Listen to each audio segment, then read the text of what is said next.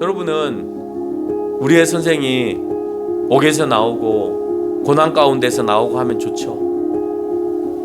근데 바울은 그것을 기뻐하지 않아요.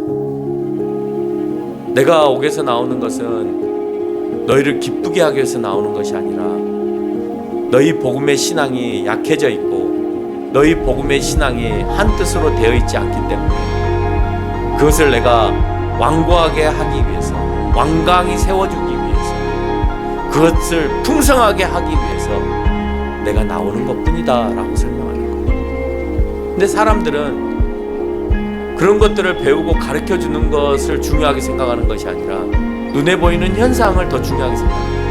우리 교회에 사람 한 명 한 명이 신앙 가운데로 세워지는 것이 중요해요. 그 누구보다도 강한 신앙을 갖고 있어서 모든 사람들이 그 신앙에 매료되어지고 그 신앙에 사로잡혀서 정말 닮고 싶어하는 사람이 되어질 때 그게 바로 교회가 바로 세워지는 것이고 건강하게 세워집니다.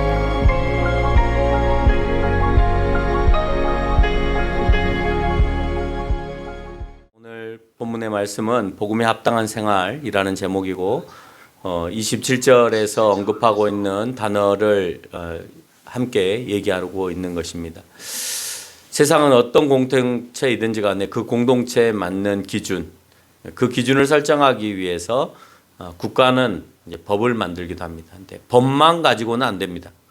내가 법을 잘 지켰다 하더라도 국민들 스스로의 상식이 통하지 않는 일이라면 법이 아무리 그렇게 되어 있다 하더라도 용서하지 않습니다. 법에는 정상적인 방법을 통하여서 대학을 들어가고 취직을 했다 하더라도 자기의 부모가 거기에 관여가 되어 있거나 그곳에 힘을 가할 수 있는 자리에 있으면 일단 그 자녀가 합법적인 방법을 통하여서 갔다 하더라도 상식에 어긋난다라고 보는 겁니다. 교회도 헌법이 있고 또 각 조직마다 특히 회사에는 사칙 이런 것들이 있고 또 규정들이 있습니다. 그래서 그 공동체만의 고유한 질서들을 가지고 있죠. 근데 그것만 가지고는 안 됩니다. 내가 그 안에 담겨져 있는 그 공동체 안에 담겨져 있는 규칙, 규정 이런 것만 잘 지킨다고 해서 되는 것이 아니라 그 공동체 안에 가지고 있는 전통이라고 하는 또 보이지 않는 룰이 있습니다. 아까 말한 상식과 같은 겁니다. 그러니까 어느 공동체를 가든지 간에 그 공동체만의 전통적인 상식이 담겨져 있고 그 전통을 통해서 기준을 세웁니다. 신앙인에게도 기준이 있습니다. 신앙인에게도 기준이 있는데 우리는 이제 성경 이렇게 표현을 합니다. 그래서 우리는 마지막에 슬로건으로 어쩌면 가장 위에 올라와야 될 슬로건을 가장 아래에다가 내려놨습니다만은 우리 교회 사명 가운데 네 번째가 성경이 삶의 기준인 교회.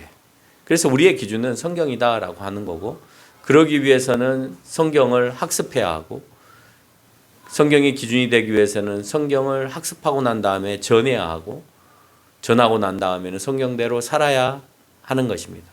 어쩌면 전하기 전에 학습하고 난 다음에 성경대로 살고 그리고 전하는 것이 더 맞을 수도 있겠습니다. 왜? 그렇게 살지 못하는 사람들이 많기 때문에 복음을 전할 때에 살지 못함으로 인하여서 복음이 증거되지 않은 경우들도 있기 때문에 그렇습니다. 이런 기준에서 바울은 23절에서 둘 사이에 끼었다라는 표현을 합니다. 도대체 그 둘 사이에 끼었다라고 하는 것이 어떤 내용인지를 23절부터 읽어보면 이렇습니다. 그 둘이 무엇을 얘기하는지를 잘 여러분이 기억하세요? 내가 그 둘 사이에 끼었으니 차라리 세상을 떠나서 그리스도와 함께 있는 것이 훨 더 좋은 일이라 그렇게 하고 싶으나 내가 육신으로 있는 것이 너희를 위하여 더 유익하리라. 뭐하고 뭐 사이에 낀 겁니까? 뭐하고 뭐 사이에 낀 겁니까? 뭐하고 뭔 사이에 낀 겁니까? 지금 오늘 바울은 어디에서 서신을 쓰고 있습니까? 감옥에서 쓰고 있습니다. 그럼 뭐하고 뭐 사이에 끼어 있는 겁니까? 방금 읽은 2절 안에 다 담겨 있습니다. 우리는 아주 평이한 단어를 이해하지 못합니다. 뭐 사이에 끼어 있느냐? 오늘 그리스도에게로 가기를 원하는 상태.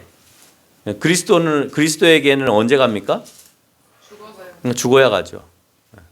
그러면 죽음과 뭐 사이겠어요?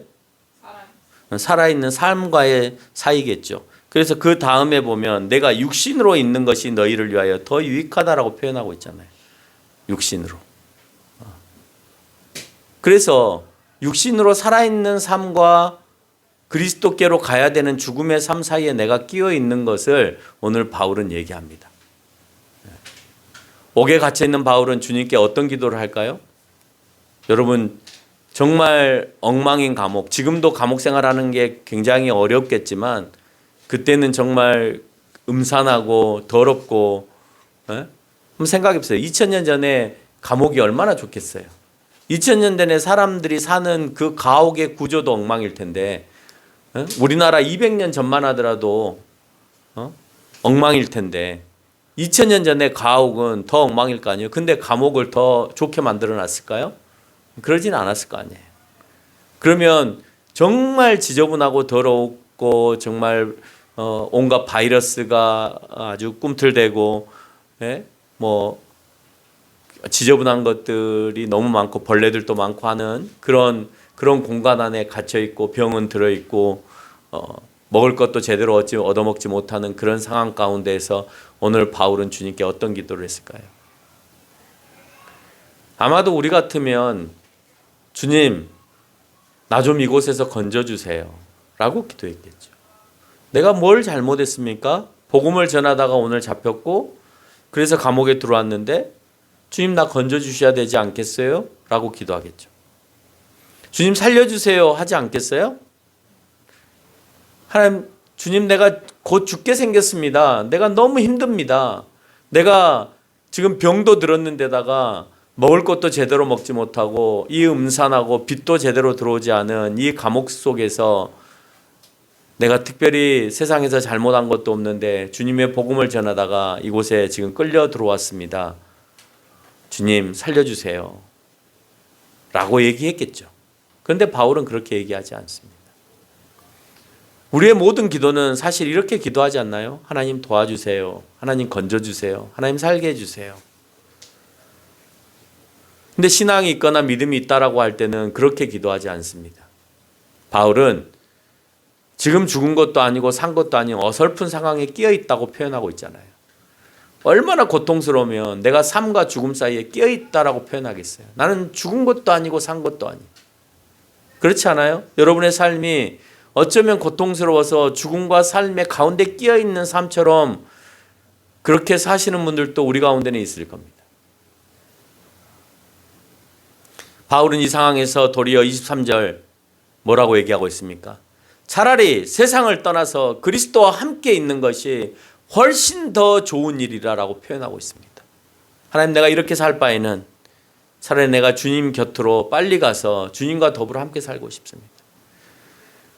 살려주세요가 아니라 내가 주님 곁으로 가고 싶습니다 라고 표현하고 있다는 거예요. 여러분이라면 살아있지만 죽을 만큼이나 고통스러울 때 그래도 저승보다는 이승이 더 좋다고, 똥밭에 굴러도 이승이 좋다고 이승에서 더 살고 싶은 마음이겠지만 하나님 나라의 소망을 가지고 있는 바울은 이 땅보다는 하나님과 함께 거주하는 저 천국에 대한 소망을 가지고 있다는 거예요. 믿음이 큰 바울은 도리어 저 하나님 나라 그리스도와 함께 하기를 소망하는 그 마음을 오늘 본문에서 설명합니다. 진정한 소망은 결국 바울을 통해서 우리가 볼 때 이 땅에 있는 것이 아니다라고 하는 것을 보여줍니다. 그 말은 내가 복음을 전한다라고 하는 것이 이 땅에 소망이 있기 때문에 복음을 전하는 것이 아니에요. 이 땅에 소망이 있는 사람은 복음을 전하는 것이 아니라 돈을 벌어야 해요. 돈을 벌어야 이 땅에서 재미있게 좋게 넉넉하게 편안하게 살죠. 복음이 딴전인 사람은 결코 진정한 소망을 갖고 있는 것이 아니에요.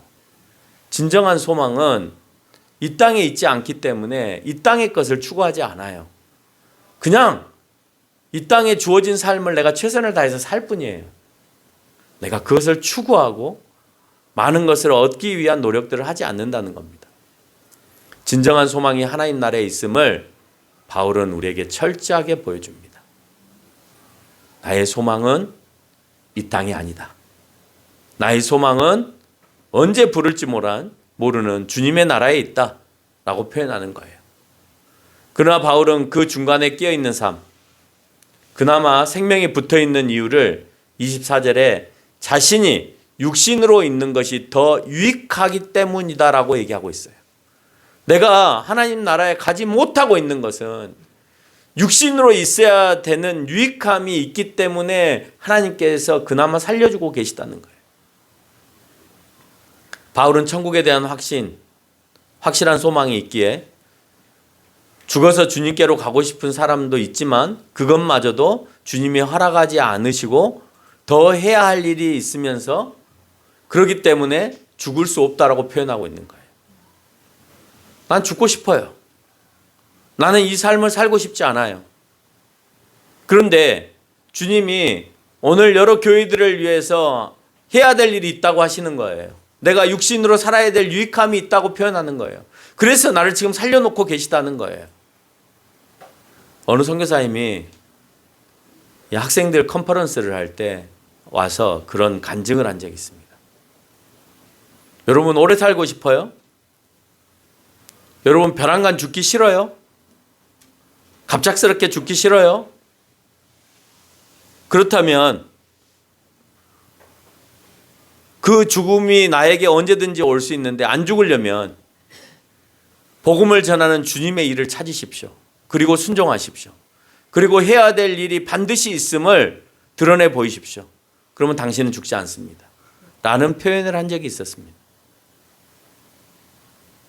그 일을 꼭 찾아야만 죽고 살고의 문제가 아니라 이미 마음의 중심을 보고 계시는 하나님께서 내가 지금 어떻게 살고 있느냐를 하나님은 알고 계시고 너희의 마음이 어디로 향해 있느냐를 하나님은 알고 계시기 때문에 내가 이 사람을 좀 더 살려서 일을 더 하게끔 해야 되는 것인지 지금은 와야 될 때가 아니라고 얘기해야 되는 것인지를 분명하게 알게 하는 거예요.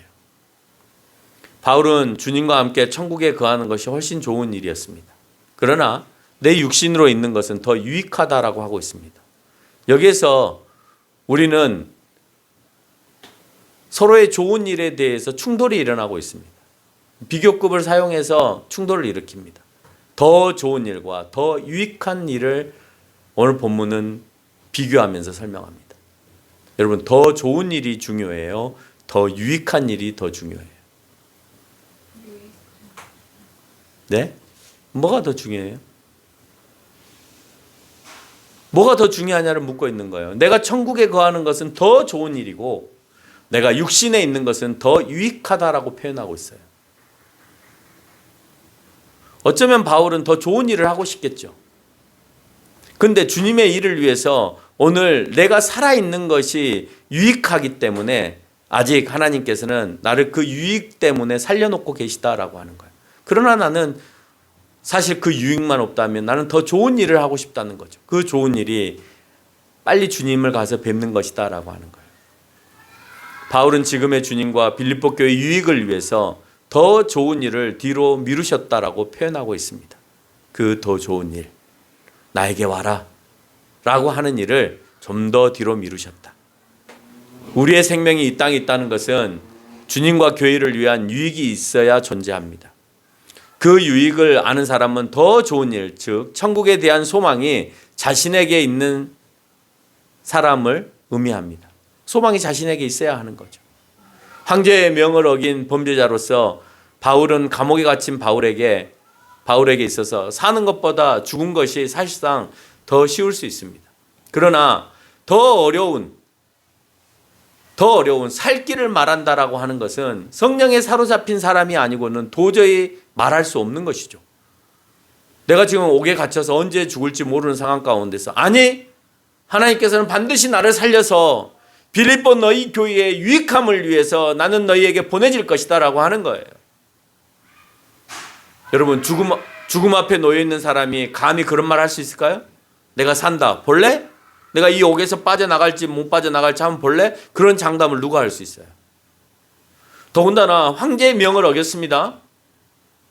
황제 외에는 그 누구도 섬기지 말라, 또는 황제를 섬기고 다른 신들을 섬겨라라고 할 때에 황제를 섬기고 주님을 섬기는 그런 이중적인 행위를 할 수 없기 때문에 바울은 그 복음을 전하다가 잡힌 거예요. 근데 바울은 너희 믿음의 진보와 기쁨을 위해서 나는 확신한다. 내가 풀려날 것에 대한 확신은 어디에 있느냐? 너희 믿음이 진보돼야 되고 너희가 지금 증거하고 있는 그 복음이 기쁨으로 증거돼야 되니까. 지금은 네가 복음을 전하면서 고통을 당하고 있는데 그것이 기쁨으로 바뀌기 위해서는 내가 풀려나가서 너희들에게 바른 것을, 확실한 증거를, 확실한 변증을 가르쳐줘야 너희가 복음을 증거할 때에 오는 대적자들로부터 이길 수 있다는 거죠. 그것 때문에라도 내가 살아서 나가야 된다는 거예요. 빌립보 교회가 가지고 있는 문제점을 해결하기 위해서라도 나는 살아서 나가야 한다. 나는 죽고 싶지만 하나님께서는 그 일을 나에게 맡기셨다라고 하는 확고함이 있다는 거예요. 여러분, 성령에 사로잡힌 사람은 그 확고함을 느껴요. 내가 더 살 수밖에 없는 이유를 느낍니다.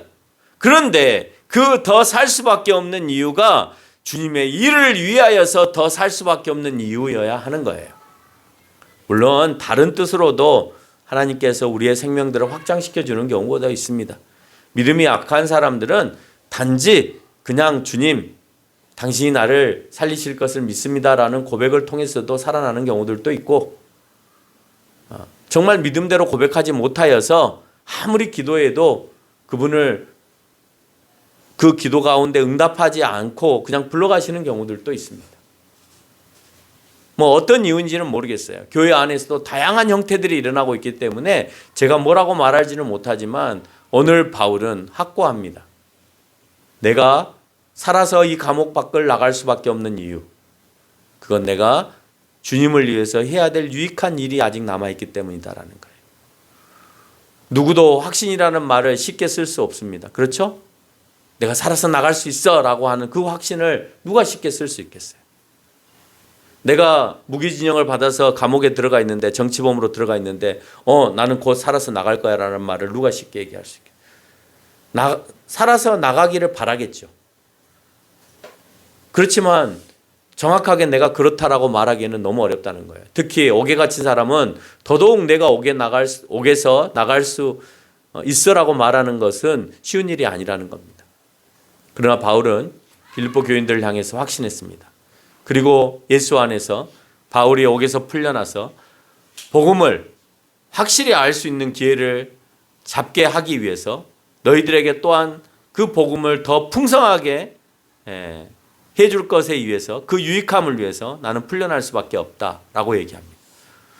교회는 우리가 할 수 없는 일을 경험함으로 간증이 많아집니다. 그렇죠? 우리가 할 수 없는 일들 해냄으로 아마 바울이 그렇게 풀려나는 것도 복음을 전하는데 귀한 도구로 사용되어지겠죠. 첫걸음 교회도 마찬가지입니다. 우리가 집에서 예배 드릴 때 그 상황에서, 집에서 예배 드리는 상황에서 장소를 옮겨서 이곳에 조그마한 예배당을 우리가 준비하게 된 것도 복음을 전하는데 풍성함으로 작용합니다. 지금까지 이 교회를 이끌기 위해서 많은 예산들이 들었지만 그 예산들이 한 해 한 해 해결되게 하심도 그 증거에 있어서 풍성함으로 나타납니다. 앞으로 첫걸음 교회는 많은 것으로 경험하고 그 가운데서 은혜를 누릴 것이에요. 아픈 성도가 그리스도를 품고 하나님 나라에 대한 기대를 외치는 그런 날이 올 것이고, 믿음이 없어 보이는 성도가 큰 일꾼으로 성장하는 것을 우리는 볼 것입니다. 또한 믿음의 자녀들이 이 교회에서 일꾼으로 세워지는 것도 여러분은 볼 거예요. 첫걸음 교회가 인류를 위해서 어떻게 일하는지도 우리는 아마 시간이 지난 다음에 볼 것이라 생각합니다. 우리는 이런 가슴 뜨거운 일에 준비되어 있기에 살아야 해요. 그래서 우리는 살아야 해요. 죽으라고 하나님께서 하셔도 이 일이 있기 때문에 우리는 살아야 해요. 최선을 다해서, 그리고 그것들을 통해서 복음을 전해야 해요. 그 열정이 있어야만 우리는 더 살아야 될 이유가 있는 거예요. 바울은 27절에서 너희가 그리스도의 복음에 합당한 생활을 해라, 그렇다면 복음에 합당한 생활을 바울은 이렇게 말합니다. 첫째, 바울이 있든지 없든지 간에 항상 한 마음으로, 너희들 빌립보 교회가 한 마음으로 서서라고 하는 것은 투쟁함으로 한 뜻으로 복음의 신앙을 위하여 협력하라는 거예요. 한 마음으로. 너희들끼리 서로 다투는 것이 아니라 한 마음으로 상대에 대한 투쟁을 하라는 거예요. 너희들이 깨지면 상대가 쉽게 침투해 들어올 수 있는 거예요. 그러니까 한 마음으로 투쟁하여서 한 뜻으로 복음의 신앙을 위하여서 협력하라. 한 마음과 한 뜻은 협동을 의미하는 겁니다. 너희의 생각과 너희가 가야 될 방향이 분리되면 안 된다는 거예요. 하나로 통일이 돼야 된다는 거예요. 그래서 모든 공동체에는 규칙과 규율이 필요한 거죠. 근데 그때는 아직도 신약 성경이 만들어지기 전이에요. 이렇게 바울이 이제 편지를 쓰는 거예요. 이 편지가 성경이 될지는 모르죠. 본인들이 교회로 받았는데 이게 성경이 될지 안 될지 어찌 알아요. 나중에 가서 381년도에 가서 이것이 성경이다라고 규정을 하는 겁니다. 그러니까 그 한 마음과 한 뜻에 대한 규정이 있기 전에는 이미 사도들로부터 들었던 그 복음의 메시지가 그들에게 있어서는 기준이었다는 거예요. 다른 말로 표현하면 한 마음과 한 뜻이 무너지지 않게 투쟁하고 노력하라라고 얘기합니다. 그 협동의 한 마음과 한 뜻을 갖게 하는 그 구심점이 그들에게는 있다는 거예요. 그건 복음의 신앙이라고 하는 것입니다. 신앙은 그리스도인들이 믿는 것들을 의미해요. 다시 말해서 믿음은 복음으로 생기는 거예요. 복음의 신앙, 복음의 믿음이라고 할 때는 그 신앙과 그 믿음은 복음으로 인하여서 이루어지는 겁니다. 복음이 뭐예요? 우리의 복음은 그리스도가 나의 구세주라고 하는 믿음. 그 믿음이 나에게 확고하게 있느냐라고 하는 겁니다. 주 안에서 성령을 받았다라고 하는 믿음, 그거 너희에게 있느냐라고 하는 거예요. 모든 세상의 우주 만물을 하나님께서 창조하셨다라고 하는 믿음, 그거 너희에게 있느냐라고 하는 거예요. 그 성령을 통해서 그리스도인으로 거듭난다라고 하는 믿음, 그리고 내가 거듭났냐라고 하는 것에 대한 모습, 이것이 믿음이에요. 그런 그리스도인이 결국 주님을 통하여서 부활하고 하나님 나라에 입성한다라고 하는 것에 대한 확고한 믿음이 바로 복음의 신앙인 거고 복음의 믿음인 거예요. 그 삶을 살아는 거예요. 너희가 복음의 믿음과 복음의 신앙을 갖고 있는 삶을 살아는 거예요. 그리스도인이 있는 것처럼, 그리스도가 내 안에 있는 것처럼 살아는 거예요. 성령을 받은 사람처럼 살아는 거예요. 모든 우주 만물을 하나님께서 창조하신 그 능력이 하나님이 내 뒤에 계심에 대한 것을 보일 수 있는 사람으로 살아는 거예요.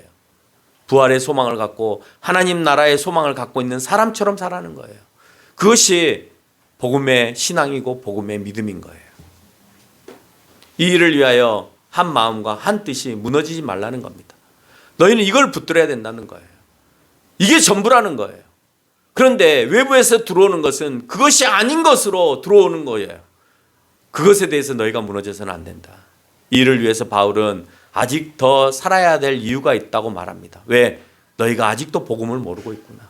나는 너희에게 복음이 무엇인지를 정확하게 가르쳐줘야 될 이유와 또한 본분이 생겼기 때문에 내가 살아야 될 이유가 생겼어. 그 말은 너희가 이 복음의 신앙 안에 거하지 못하였다는 말이 되는 거예요. 아직도 흔들리고 있구나. 아직도 한 마음이 아니구나. 아직도 한 뜻이 아니구나. 라는 말인 거예요. 바울이 여기서 추록되는 것보다 더 중요한 것은 복음의 신앙이 온전히 세워져 가는 것입니다.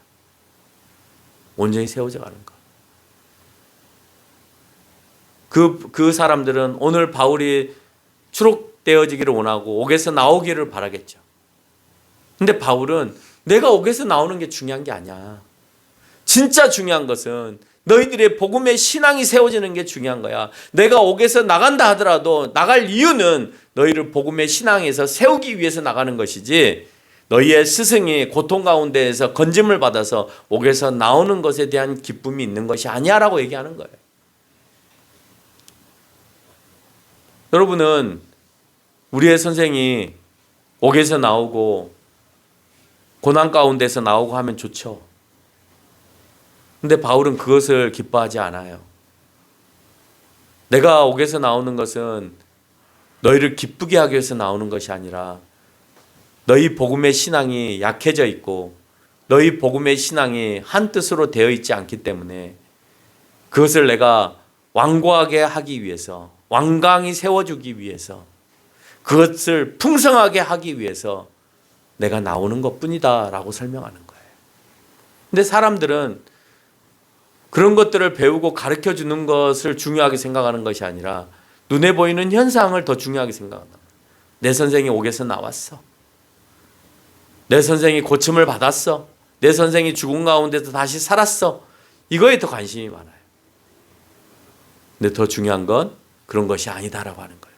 우리 교회가 건물을 얻고 우리 교회의 사람들이 수가 더 늘어나고 하는 것보다 더 중요한 것은 우리 교회의 사람 한 명 한 명이 신앙 가운데로 세워지는 것이 중요해요. 권사가, 사모가, 집사가, 목사가 그 누구보다도 강한 신앙을 갖고 있어서 모든 사람들이 그 신앙에 매료되어지고 그 신앙에 사로잡혀서 정말 닮고 싶어하는 사람이 되어질 때 그게 바로 교회가 바로 세워지는 것이고 건강하게 세워지는 거예요.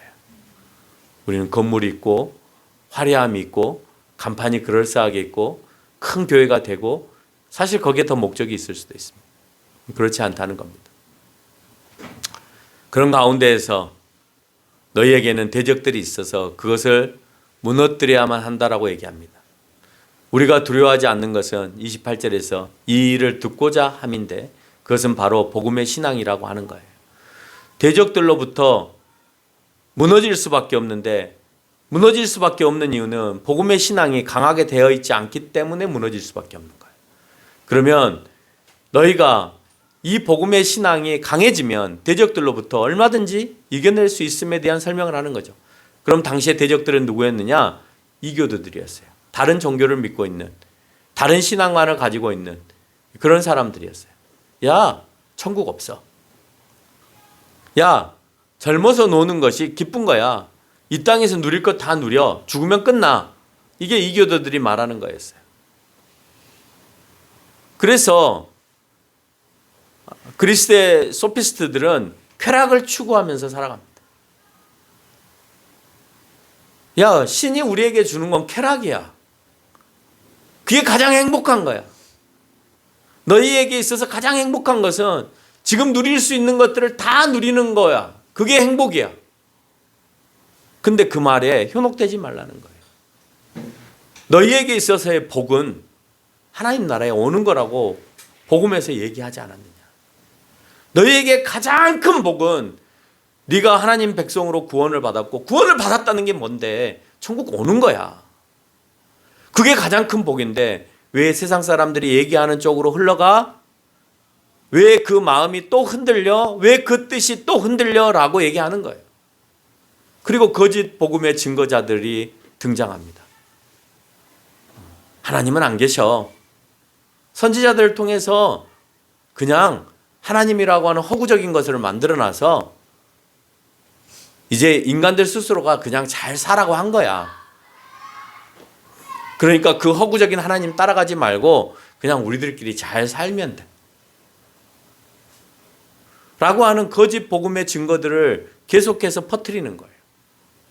이 일에 빌립보 교인은 복음의 신앙으로 한 마음과 한 뜻이 되어야 한다. 이건 빌립보 교인들만의 몫이 아니라 우리 교회의 몫이기도 합니다. 그 대적자들이 가지고 오는 옳지 않은 사상이나 거짓 증거들은 28절에서 멸망의 증거라고 하고 있습니다. 그들이 아무리 이 세상에서 그렇게 사는 것이 옳다고 표현한다 하더라도 그것은 복음 앞에다 갖다 대면 멸망의 증거예요. 그러면 반대로 너희들이 증거하는 것은 구원의 증거라는 거예요. 뭐라고요? 구원의 증거라고요. 여러분, 구원의 증거를 가지고 구원의 증거를 증거하지 못하는 것은 부끄러운 일이잖아요. 오늘 바울이 내가 옥에서 나가는 이유는 구원의 증거를 너희들한테 확고하게 가르쳐주기 위함이지 내가 좀 더 살아서 너희들로부터 무언가를 얻고 행복하고 유익하게 살기 위함이라고 얘기하지 않아요. 그리고 그 구원의 증거가 바로 너희가 알고 있는 하나님으로부터 난 것이다 라고 표현합니다.